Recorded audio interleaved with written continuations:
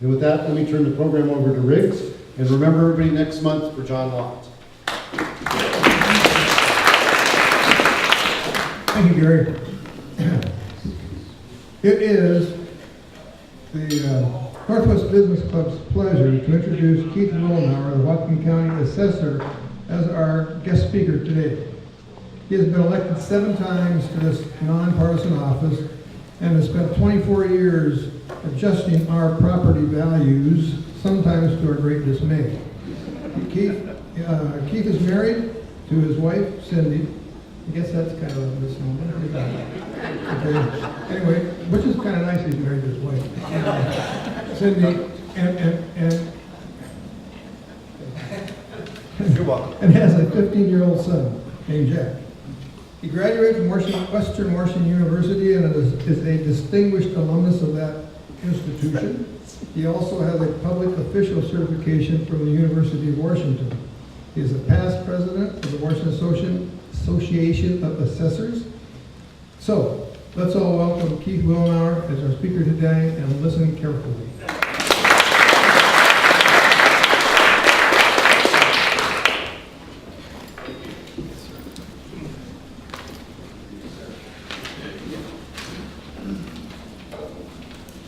Thank you very much.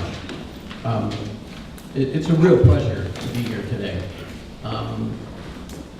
As you probably know, I'm available to speak at any time, at all times, to any groups or organizations, and so all you have to do is ask. So if you know a service group or a political association or a community association of any kind, I'm there to speak at your discretion. But to be asked to come here and speak today, you know, this brought a great deal of anxiety to me because I know everybody just about in this room, and all I can tell you is how much I really appreciated that invitation, because I've seen your speaker series and I've been hoping that I would be invited someday, and lo and behold, it happened.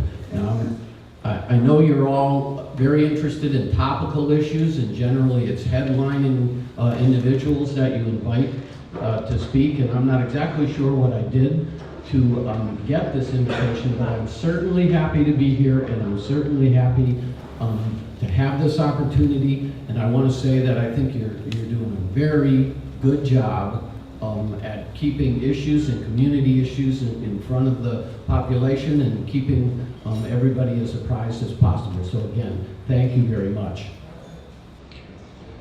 I'm gonna go kind of quickly through this because I know many people have been speaking to you, and I had no idea what the presentation might be like. So I'm trying not to go long-winded.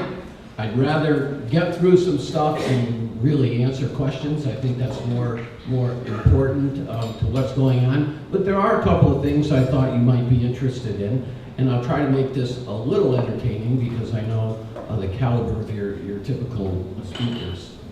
So if you'll bear with me for a moment, you know, where I start off with is I'll just generalize on some topics. I'll show you some statistics.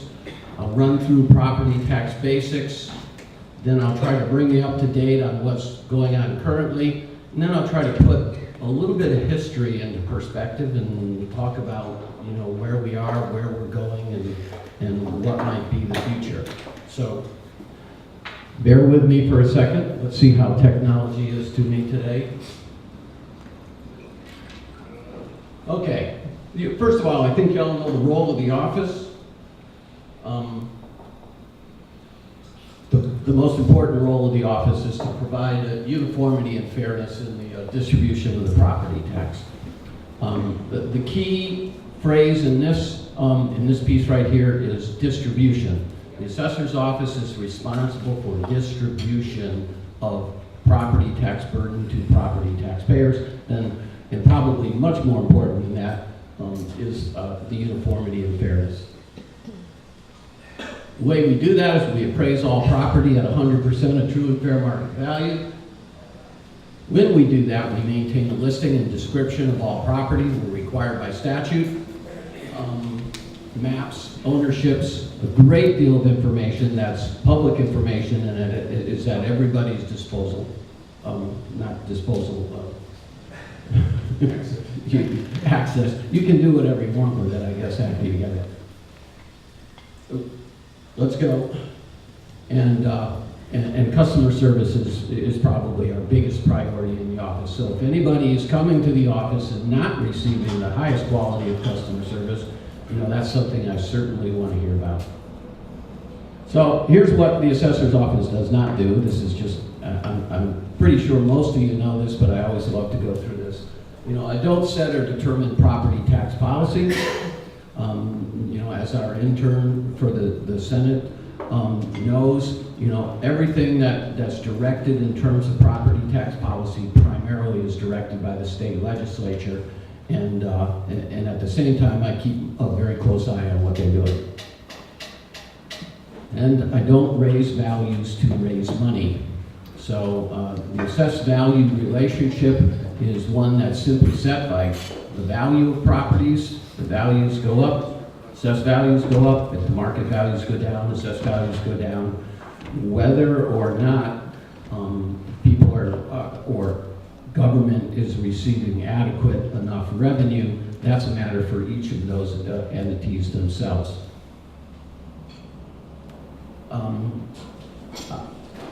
I don't determine how much money is needed. That's determined by each of the agencies. So when I say agencies, we call them taxing districts. They're school districts. They're the county. They're the port. They are all of the entities that receive property tax revenue, fire districts, water districts. There's a list of close to 60 individual taxing districts in Whatcom County, and each of those receive revenue for property tax.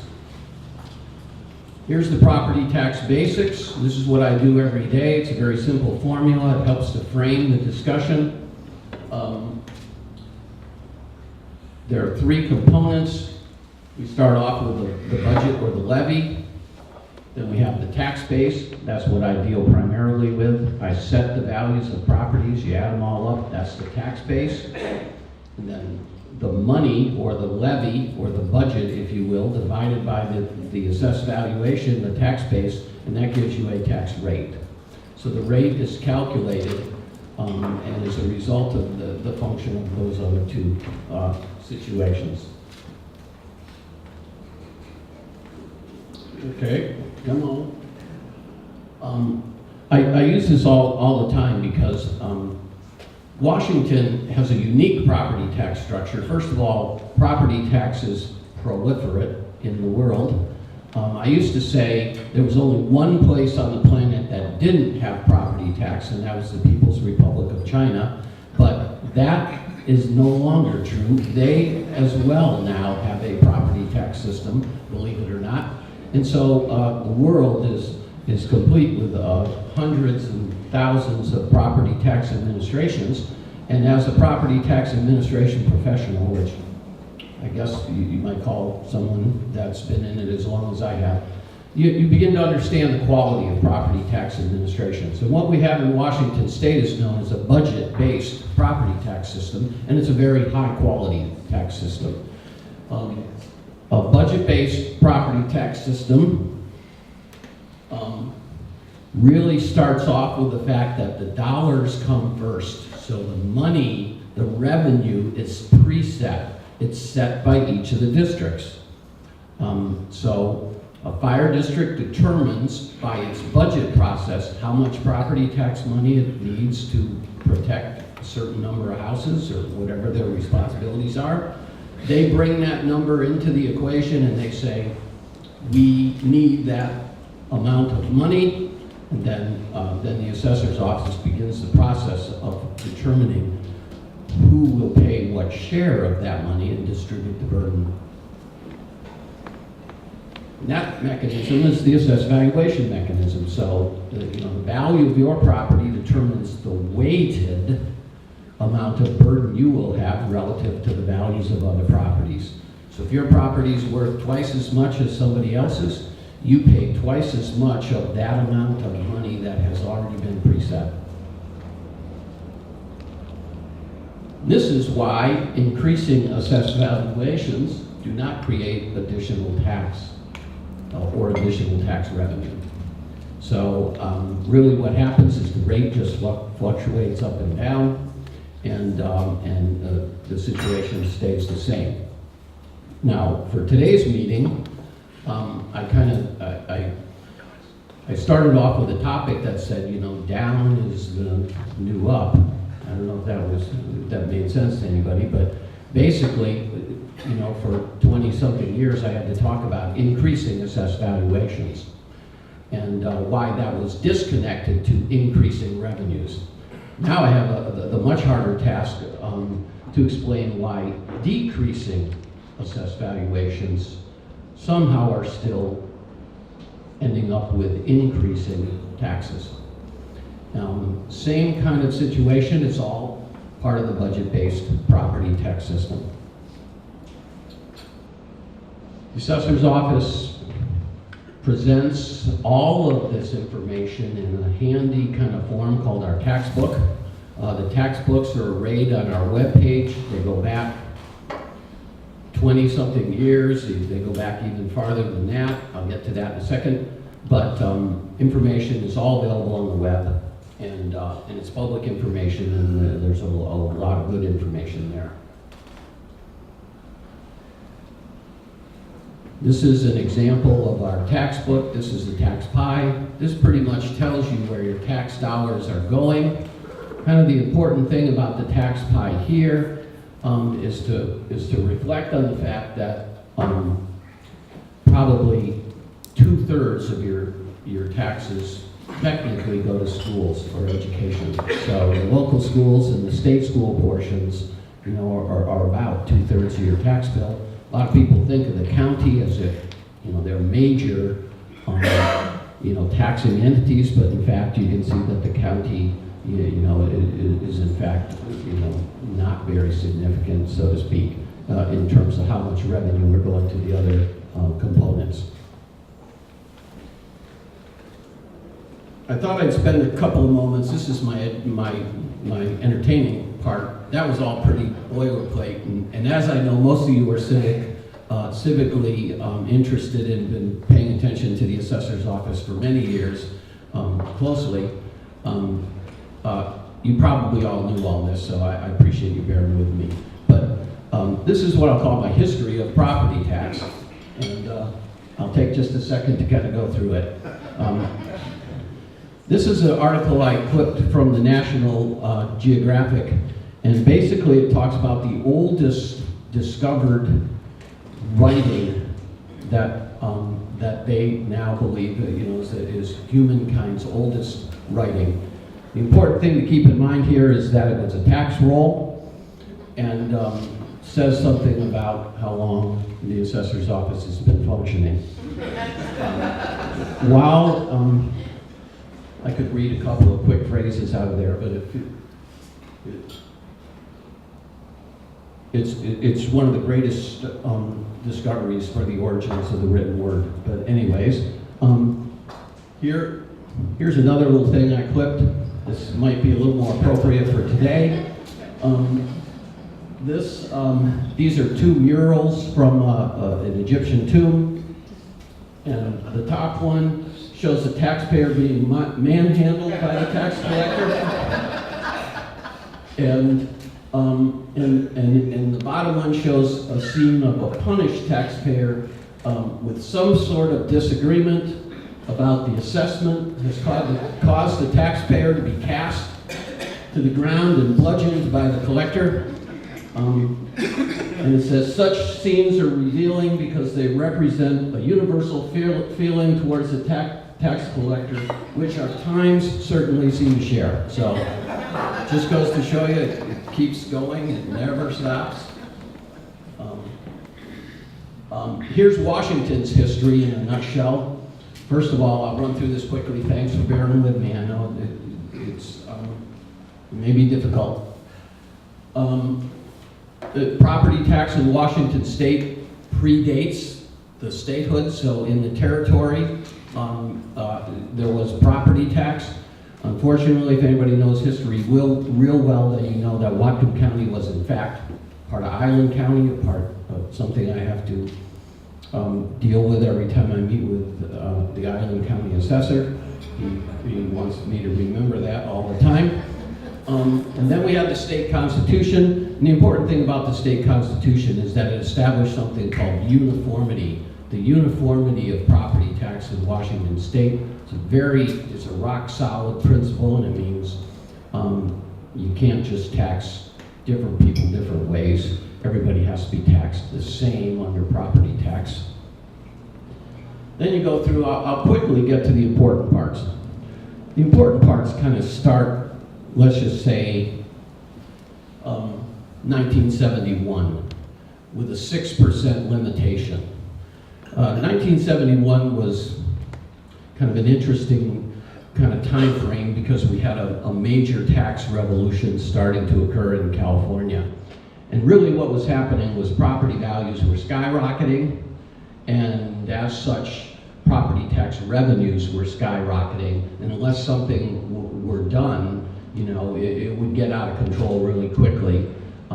And thus, that implemented what we now know to be the concept of budget-based property tax system. And the first thing they did was they put a limit on how much the budget could increase, and it was 6%.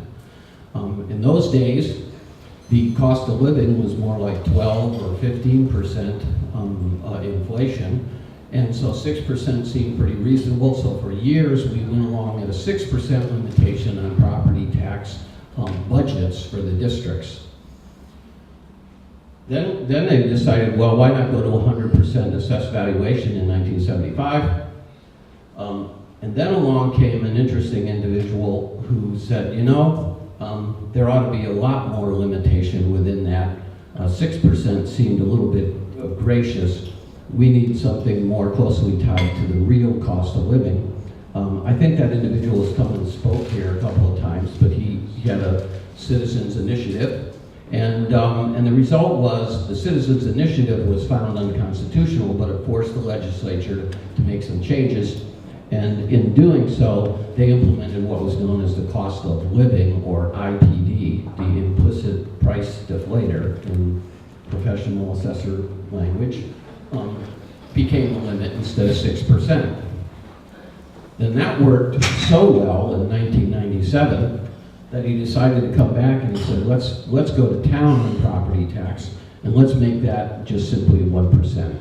So now we have, and have had since 2001, 1% limitation on the budgets for districts. So like I said, in a budget-based property tax system, Whatcom County, let's just say as a taxing district entity, can't increase its budget for property tax by more than 1%. And that's been the limitation for property tax. And I guess I'll just simply say, you know, this is a wonderful limitation on taxes, and unless, of course, your costs are exceeding in a 1% increase, then you're kind of in trouble. But under the idea of controlling property tax with systematic limitations, this is what has kept property tax stable and vital. And it couldn't have done a better job than it's done during this recession. So since about 2008, you know, every other revenue source for government has been struggling, and the government's been contorting, trying to figure out what to do. Even our state legislature right now is still trying to fill a $1 billion budget gap. But the one thing that's remained stable and has been, you know, entirely relied upon has been the integrity of property tax. So to some degree, this is a good thing, especially if it's controlled and kept under control by that limitation. So now I talk about property taxes. What's going on with property taxes? I generally will either talk about overall property taxes, which is the bigger picture, or you know, I talk about your property taxes, which is at, you know, each individual property owner. You know, what's going on with your property tax?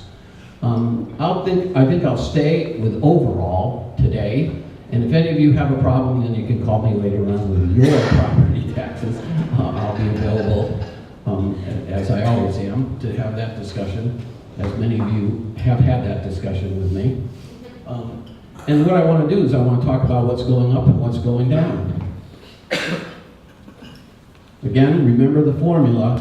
What's going up and what's going down? Well, the budgets are going up and the tax base is going down, and so the rates are in fact going up. So property tax rates are increasing by this formula. For two reasons. Come on. There's only two reasons that overall taxes increase. One is that the taxing districts increase their budgets, and this is non-voter approved, and really relates to primarily, are they going to take their 1% increase? So when they take their 1%, you know, overall taxes are going to go up by 1%. So that's one of the ways, the primary way. And then the second way, more predominantly, and this is what I'll get to in today's discussion, is that voters somehow will go out and say, you know, tax the bejeebers out of me. And the law allows that they can participate to a really full level and do that whenever they want. So this levy year, this is this year's levy year in review. Where are our increases?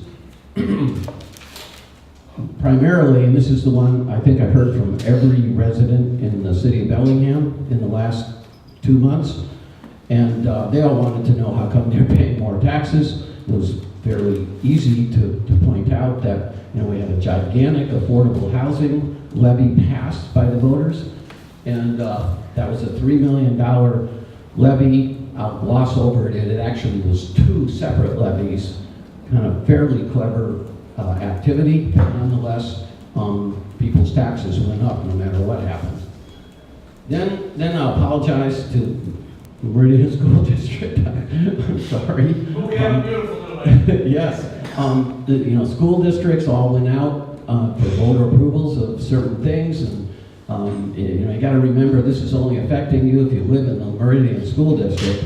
But nonetheless, there were some pretty healthy increases, and this is what I need to talk about when I talk about why are taxes increasing. You know, they're because of these kinds of activities within the assessment roll.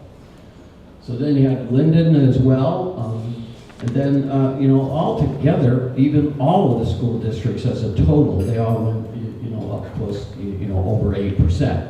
So people want to know why my taxes are increasing more than 1%. It's pretty plain to see that, you know, when you have a third of your tax bill going up by 8%, you know, that's a pretty healthy increase in a single year. But nonetheless, we have some reductions this year, which I always like to point out. Should have made the letters a little bigger, sorry. But nonetheless, the Nooksack School District, for whatever reason, if you live in that school district, you're dancing. And I always like to give the Port of Bellingham credit because it seems like they're doing a very good job. They've not only kept their property tax limit very low in terms of their increases, but you know, last year they actually took a reduction. Now, this is a voluntary reduction. They not only didn't take their 1%, they actually took a cut. So, you know, I always say this, if you don't need the money, why get it? And we also have a banked capacity component where if you don't get it, you don't lose it, you can come back later on and get it in a subsequent year. It's called banked capacity, but nonetheless, if you don't need it, then why get it? Again, the formula, just remember what's been going on. All of that discussion was about budgets. Somebody collects an extra $3 million, doesn't matter what I do with the other part of this formula, somebody's paying an extra $3 million. We are in a revaluation process, just to remind everybody. You know, we value property now every year. We physically inspect property every 6 years. We establish property values at 100% of market value, no matter which way the market's going. We use the concept known as highest and best use. This is an important concept in the planning world because that's what's being affected dynamically.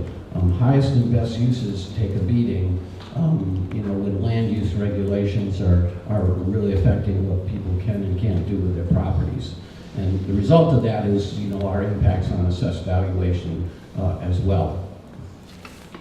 You consider everything. People ask me, do you take this into account or do you take that into account? I wish there was one thing we didn't have to take into account because that would be a little bit easier.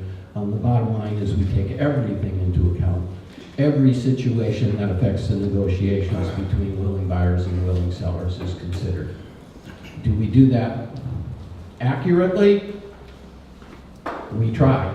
And that's, I can only say that we know what our responsibility is, but as you all know, it's like sausage, you never want to see it being made. And when we do make that decision, and we make those changes to your assessed valuation, we're required to notify you, so you receive a notification, a change of value notice. So,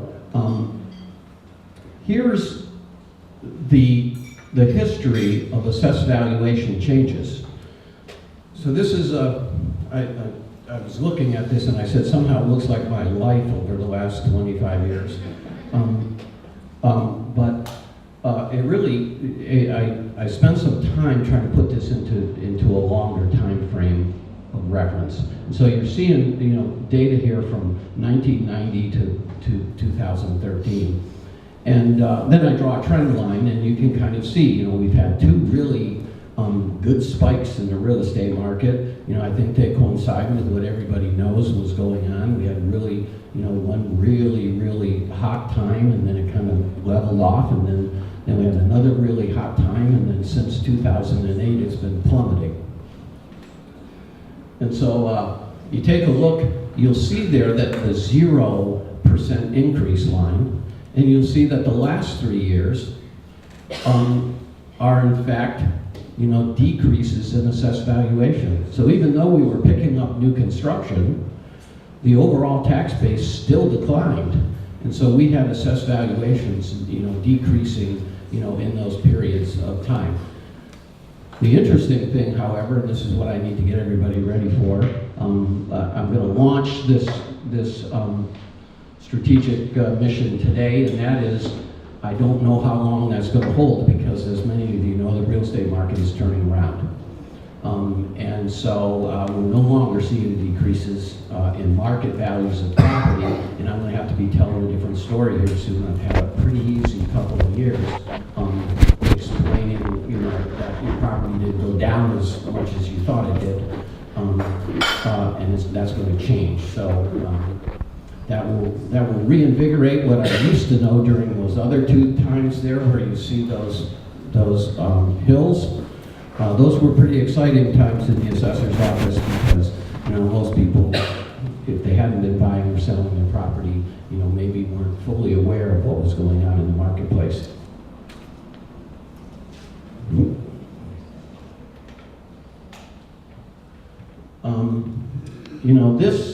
This is starting a discussion about the budgets or taxes or overall taxes. How much money have we been collecting? And this was a difficult analysis, and so I'll caveat this with the fact that it's a little bit of an estimate, but at the same time I thought I got it pretty close.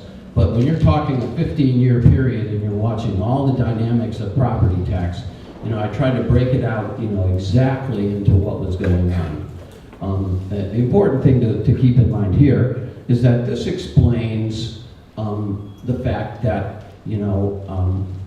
first of all, it explains that the regular taxing districts, with their 1% increases, in fact, are a very small percentage of the overall increase in money being generated. So when Whatcom County starts telling you about its property tax revenue problems, you'll begin to understand. They haven't been going to the trough. Same thing with the port, same thing with the road district, same thing with with many of the regular taxing districts.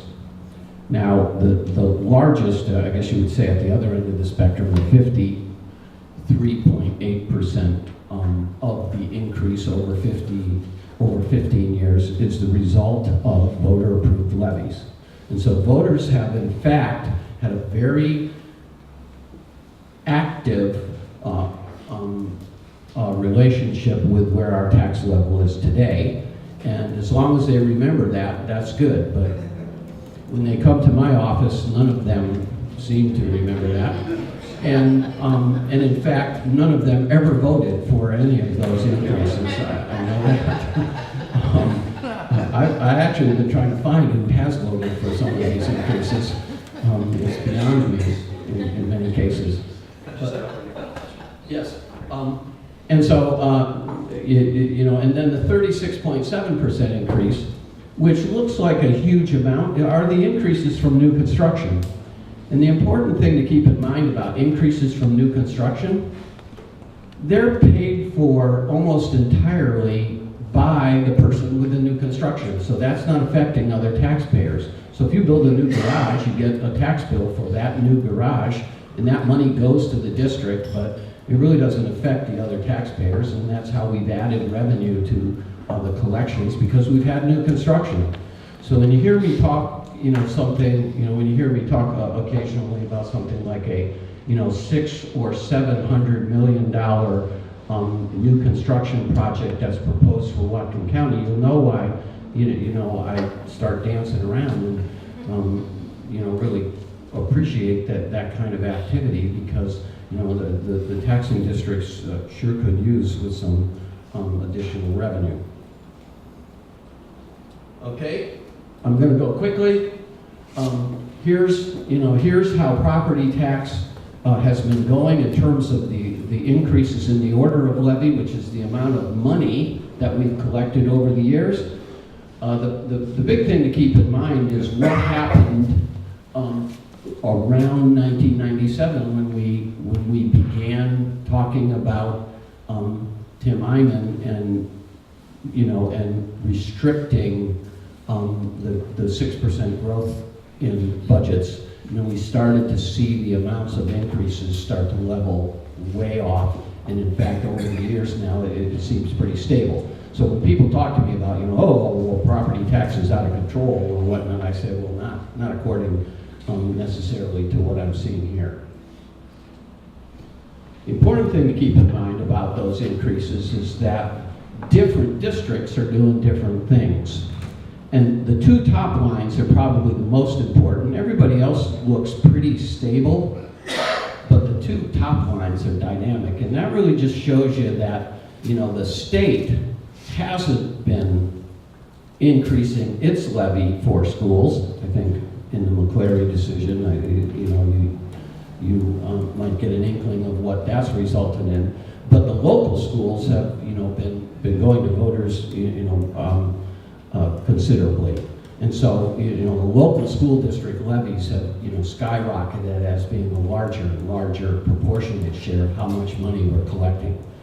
So I don't think that's something we want to see continuing, so to speak, because I think under the McClary decision, I think it's true that, the state needs to take some responsibility for what's going on.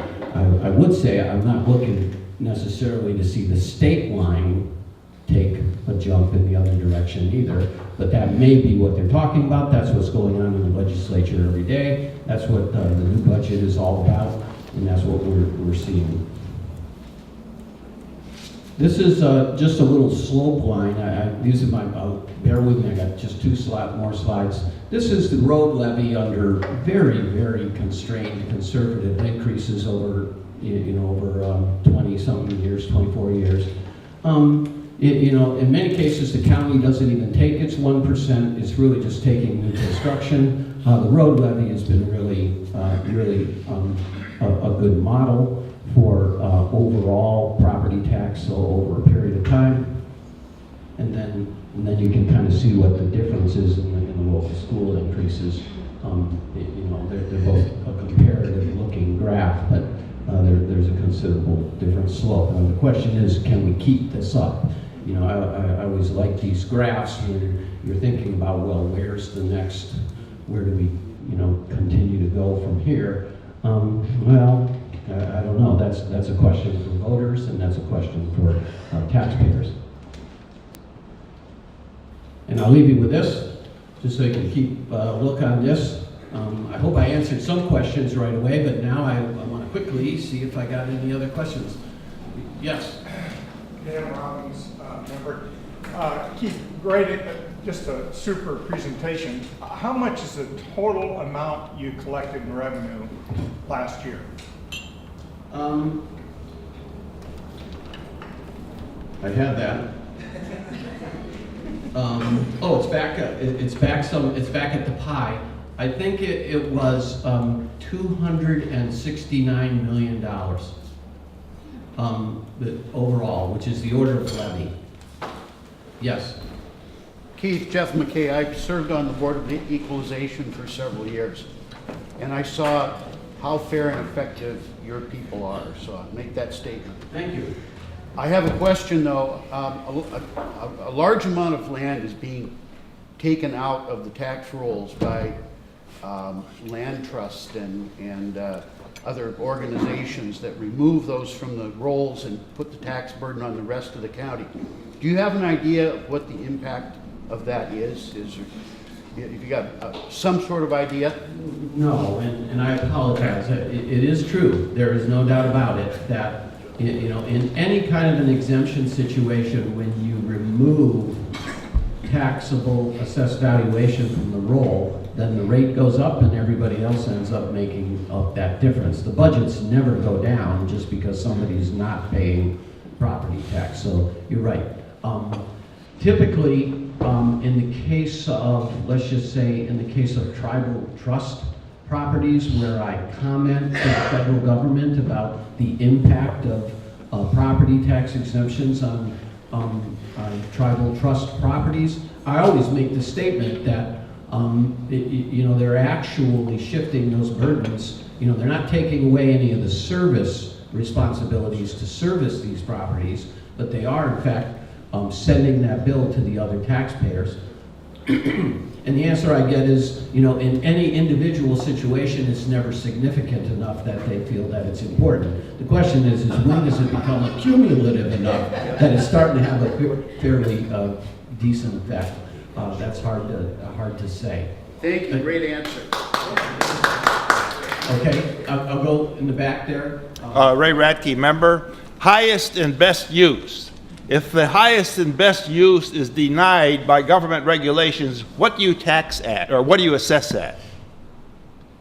Whatever the new highest and best use is, Okay, is so defined by you regulations. considered, I wasn't too clear when you presented it, you consider then the handicaps imposed by government regulations as a factor restricting the highest and best use? Absolutely. And you assess at that lower level? Yeah, and of course, the more volatile that activity becomes, the more fluid it becomes, the more difficult it is to kind of get clear market evidence about what kind of impacts they're having. I heard somebody, you know, say something about the Department of Ecology's impact on the Lake Whatcom watershed. You know, we're paying very close attention to that. You know, its potential impact on, let's just say, lots at Sudden Valley, you know, will be dynamic. So yes, and we'll have to respond immediately to that, and hopefully we get to respond every year. That's why one of the reasons we've moved to an annual revaluation scenario, because we want to track that stuff. Yes. Keith, when I found that you were going to be the speaker several months ago, I started to gather some information from the Bellingham Herald, and so I essentially took what the advertised sale was for the various properties. And then I looked each one up on your website. Incidentally, your website works rather well. What I found was that in the lower priced homes, 200, 300,000, your assessed value is running nominally about 20% under the actual sales value. And the last one that I did this to, you were across the board. You were assessing the value at substantially less than the sales price on every piece of property I looked at. And so you're about 20% low on the cheaper houses. Now, as you get into the $750,000, $500,000 upper end real estate, that deviation skews up, so you're about 30 to 35% off. My question to you is, do you use these sales values to reorient your methodology so that you come closer to your term, true and fair value? Yes. The answer is yes. The first part of that is I'm extremely happy that we're under market value on all of our properties. That's a good thing. But no, you pointed out a certain lack of uniformity, which is something we do try to target. I mean, it's a very high priority. But as you might suspect, it's not as easy as you would expect, and that there in fact are other things occurring in the marketplace. Let's just say that when you have a homogeneous market at a price range where there are a lot of sales, it's much easier, so to speak, to be bolder about figuring out what market value is. But when you get into higher end properties where there's a certain volatility and that you have no idea why some people are paying what they are for some properties, and the marketplace tends to be all over the place, what we call, we have a much higher coefficient of dispersion amongst sale indications. The real activity that we're focused on is to not have any sale come in above assessed valuation. That's the law starts there. It says no property shall be assessed at higher than 100% of market value. So then the question is, well, how do you keep them all below 100% of market value when there's a large coefficient of dispersion? You end up moving a little bit farther away on what we call the level of assessment. Not good, but it's what it is that we have to deal with. Sorry, Clayton? Sorry. Actually, Clayton, it's got to be members first. Oh, sorry. Oh, sorry, Bruce? I'm curious now, given the cost of sale is roughly 10% when you sell a home for commissions and closing costs and your various expenses, is that part of the true market value? I mean, do you include cost of sale with your true market value? Yeah, the indicated sale price comes from what you record on the 1% excise affidavit as the market value of the transaction, and that market value, if it includes costs one way or the other, their typical market indicated market value situations. We do adjust a little bit for them though, but I don't know as we maybe adjust perfectly in every situation. Yes? The attractive young... Oh, Nada. Sorry. Stand up, Nada. I want to know about flood control tax. I noticed a lot of people don't get their tax statements because it goes to the bank when you pay a mortgage. Well, I pay my taxes annually, so I want to see where my money is going. And I noticed that this flood control tax started many, many years ago, like $20 a year, and then it went up, and I bitched when it was up to $25 to a councilman, because I said, I live on a hill, why am I taxed to flood control? How does this work? So it went down, and then now it's $50 a year. What are they doing with this money? Where does it go? Because we haven't had a lot of floods around here that I can remember.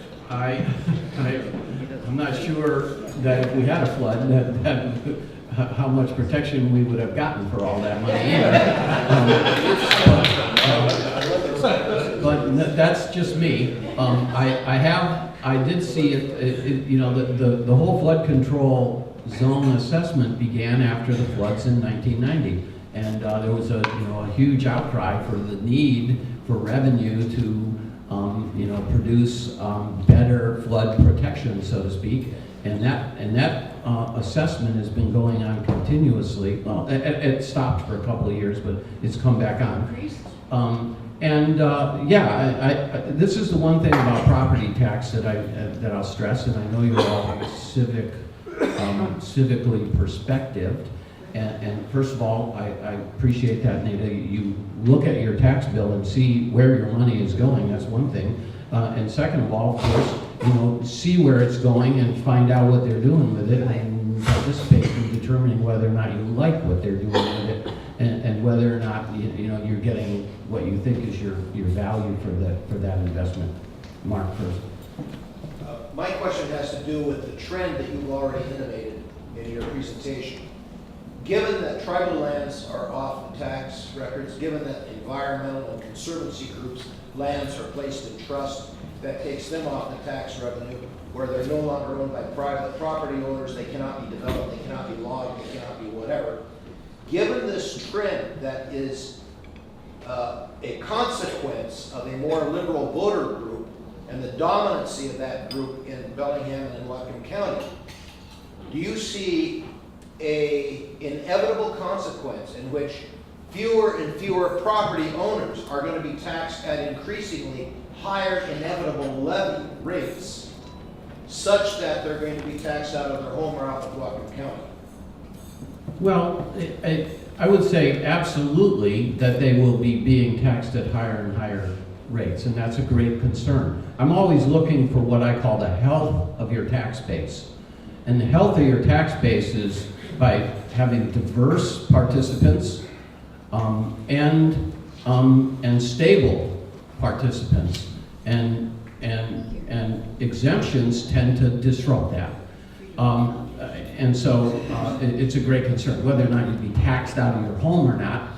So we've got a long way to go before Washington's property tax system becomes, one of the nation's, leading property tax burdened states. We're right about the middle of the pack, somewhere about 23 or 25 or something, in terms of property tax. Now, there are other taxes we have a problem with, but property tax tends to be, in a very, kind of median-looking burden. But of course, that's going to change, and this is why I say any opportunity we have to add value to the tax base, not by assessed value, but by economic input, by economic growth, by new constructions, by new participants, by business increases. All of those things increase the health of the tax base, and therefore keep the burden from accelerating for your already existing property owners.